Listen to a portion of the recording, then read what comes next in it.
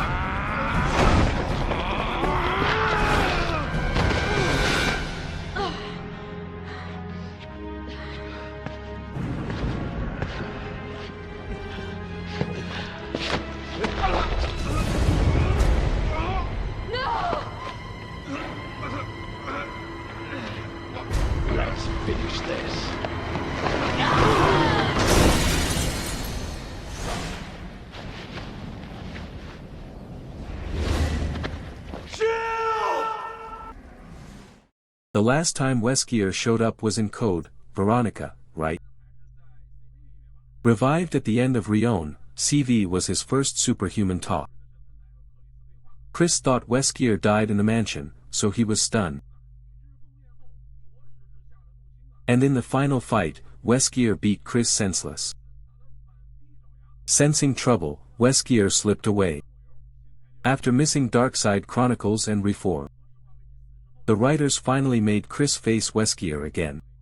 So after CV, Chris started hardcore training. From a thin stick to a full gorilla god. He does look way tougher. But against Superman, he's still just human. Sadly, he still gets wrecked badly. But wait, why does Weskier kill his ex-boss, Spencer? Is there something deeper here?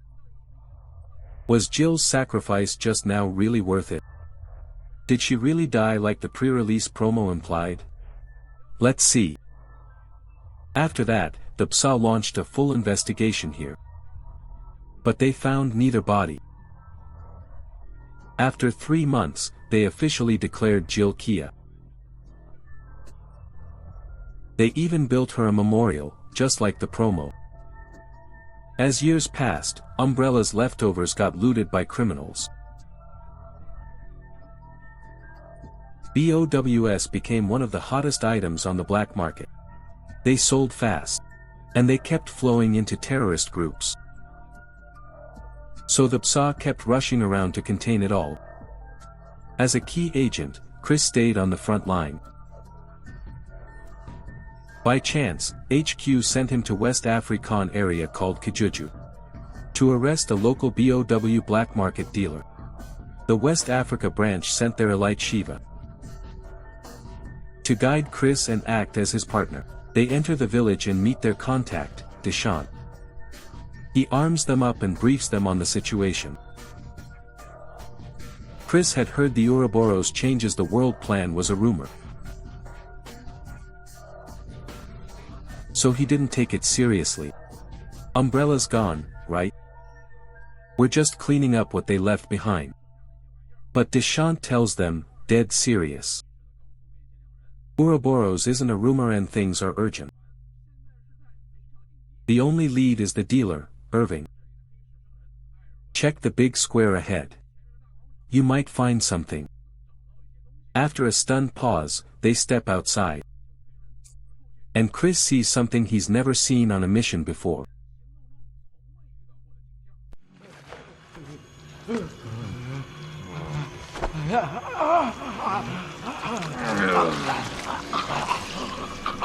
Freeze!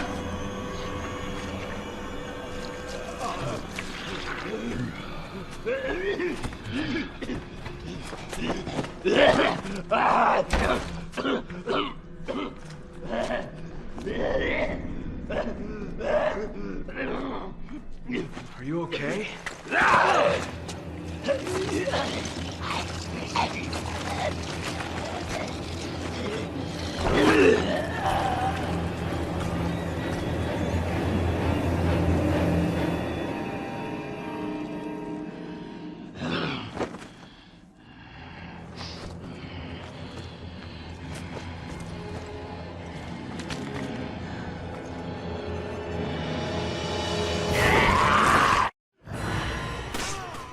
We've never seen this virus in any prior Resident Evil game.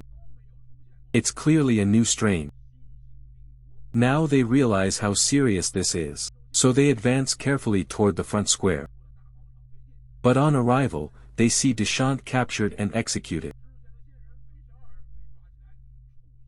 Maybe their gear stood out too much. Because the sunglasses guy spots them at once. He orders the villagers to hunt Chris and Shiva down. A black tide surges straight at them. They fight while retreating, inching toward the village gate. Luckily, HQ expected this and arranged air support. As they're chased toward the gate, the chopper gives overwhelming cover fire. It clears a path and tells them, HQ's Alpha team is up ahead. Get there and check the situation. No talk, just fighting the whole way. When they arrive, the scene leaves them stunned.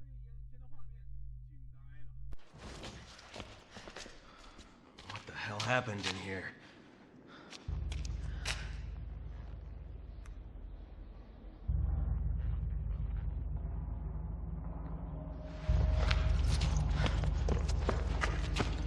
Hey, who did this?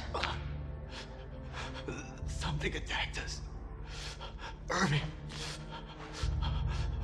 He got away. It was a setup. A setup? What is this? It's data regarding the deal. I downloaded it from their computer. Oh, you gotta get it to HQ. Oh. Hey, hang in there.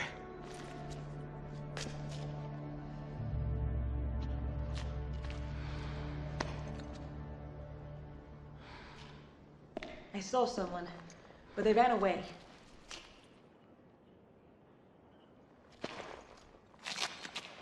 Kirk, do you copy? We got the data, but Alpha Team is down. Irving got away. Roger. Relay the data from the vehicle at the storage facility. Copy that.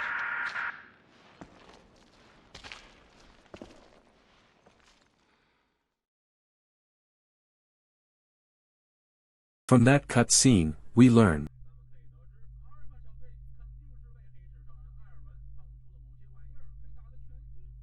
Our goal now is to upload the data Alpha Team died for to BSAA HQ. But on the way, the unknown creature shows up again.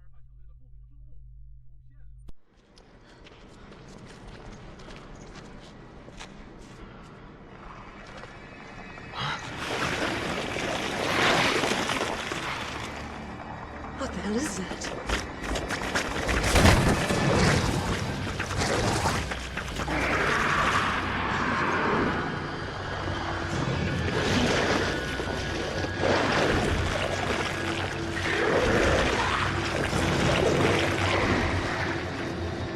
I think that's what got Alpha Team.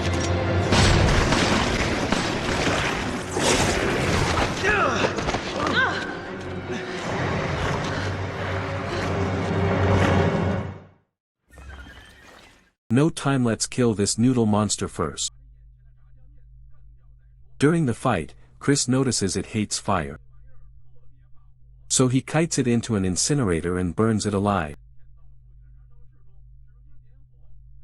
Then they clear enemies and reach the BSAA vehicle depot. Using a laptop, they transmit the data back to HQ. HQ notes these creatures match Leon's 2004 report after that EU village.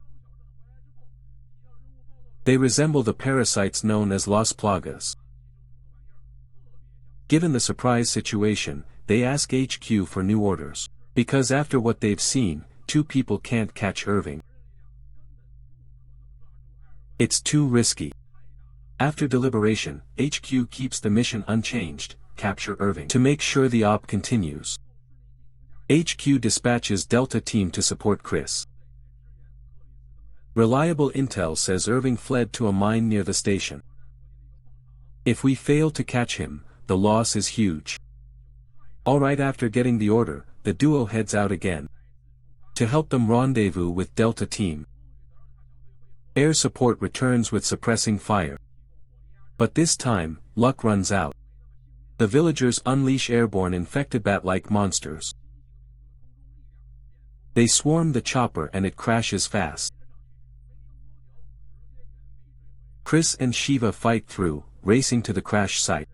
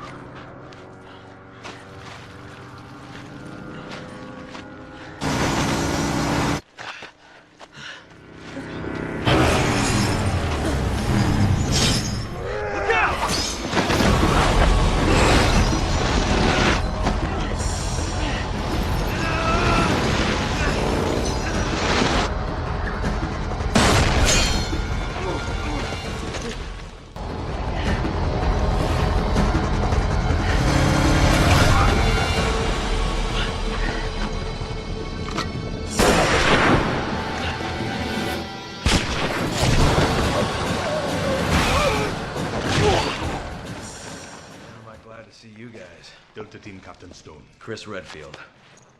Shiva. Thanks, Josh. I owe you one. You guys know each other. I trained under Josh. He taught me everything I know. Shiva became little sister of the team. Now, Shiva, you must continue your search for Irving. According to the data we retrieved from the hard drive, we believe he has moved on to the mining area. There's more info inside. We will follow after taking care of business here. And keep your radio handy just in case. Thanks, Josh.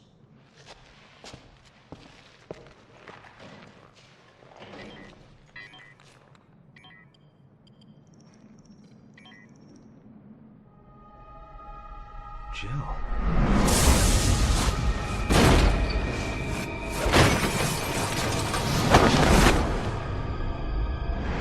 Chris, are you all right? This picture, it's...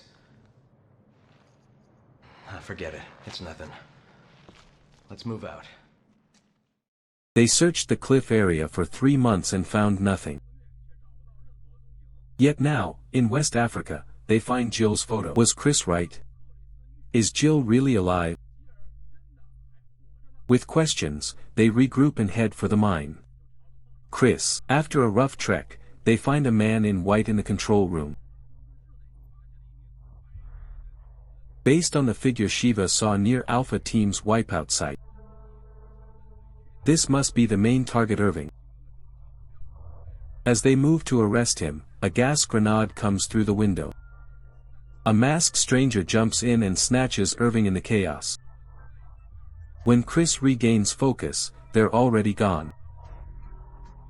Hero instinct kicks in. Chris thinks this place hides secrets. Otherwise Irving wouldn't risk running all the way here. After searching, they find a report with a map. Shiva says the marked spot is an oil field in nearby marshland. So if Irving died to protect this, let's follow the trail and see what's really going on. After escaping the mine, Delta member Dave Johnson drives up in a jeep, sent by the captain to take Chris and Shiva to the oil field. And if you have a vehicle, you know a big chase is coming. Enemies pile up behind the jeep. Vehicle. While fighting, they hear Delta's captain report the situation.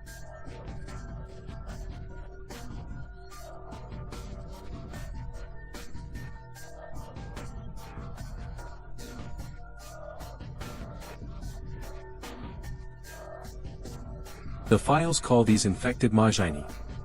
Vehicle. But how do Las Plagas connect to the world-changing Ouroboros plan? Vehicle. After thinking it through, they reach one conclusion. Right now, every lead still points back to Irving.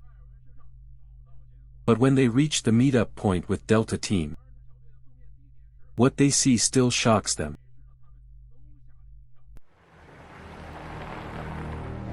What could have done this?